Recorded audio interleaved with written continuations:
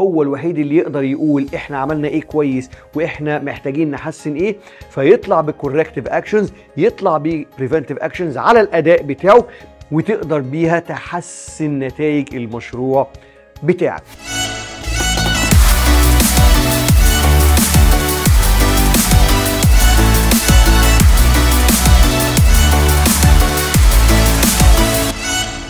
اهلا بيكم مع اخر مبدئين في المبادئ اللي بتسبورت الاجايل مانيفستو.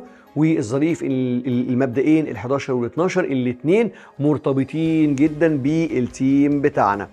والمبدأ رقم 11 بيقول ان احسن تصميم واحسن نتيجه ممكن هتوصل لها من خلال سيلف اورجنايزد تيم، سيلف مانجد تيم. يعني التيم هو اللي بيدير نفسه بنفسه، هو اللي بيشغل نفسه بنفسه، هو بيستلم منك الطلب وهو اللي بيقدر يحدد هعمله ازاي وامتى وفين وبكام، ويحط له التصميم بتاعه ويظبط الدنيا افضل تظبيطه. هو اللي شايل الاكونتابيلتي بتاعت الريزلت دوت، هو اللي شايل المسؤوليه كامله عن ان هو يخرج المشروع. وعلى فكره ده اتقل انواع المانجمنت. اي واحد مننا يا جماعه هيكون سهل ليه وافضل له بكتير انه يتقال له اعمل حاجه بالطريقه الفلانيه، لكن لما تقول له احنا عايزين النتيجه دي، عايزين الحاجه دي، وهو المفروض يتصرف ويطلعها، انت بترمي المسؤوليه كلها عنده، وده بيخلي الموضوع على عاتقه، وهو ده اللي بيطلعك افضل نتيجه. سيلف مانجد تيم هو افضل فورميشن للتيم من وجهه نظر الاجايل كونسبت او الاجايل كونتكست، اللي يطلع لك افضل نتائج للمشروع بتاعك.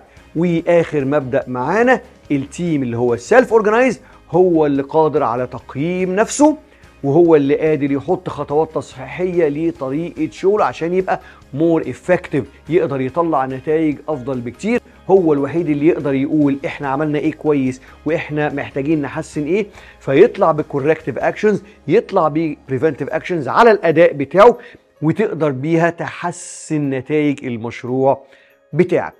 دول كانوا ال 12 برنسبل بيهايند الاجايل مانيفستو. فعندنا 4 مفاهيم وعندنا 12 برنسبل، وزي ما انتم شايفين مش بيتكلموا نشتغل ازاي، ولكن بيتكلموا عن نفكر ازاي نبني عقليه الاجايل.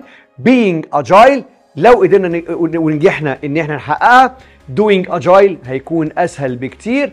لو عملنا زي بعض الناس بدأنا بالأول بدوينج أجايل من غير ما نغير الكالتشر بتاعتنا ونحسن طريقة تفكيرنا ونعدلها ونكون مور أجايل از انسايد اوت، ساعتها الدنيا مش هتكون أفضل حاجة. فأنت بتنفذ طريقة شغل من غير ما تفهم هو دون بيتعمل ليه، النتائج مش هتكون أفضل حاجة، والترانسفورميشن للأسف مش هتوصل معاك لأحسن نتيجة.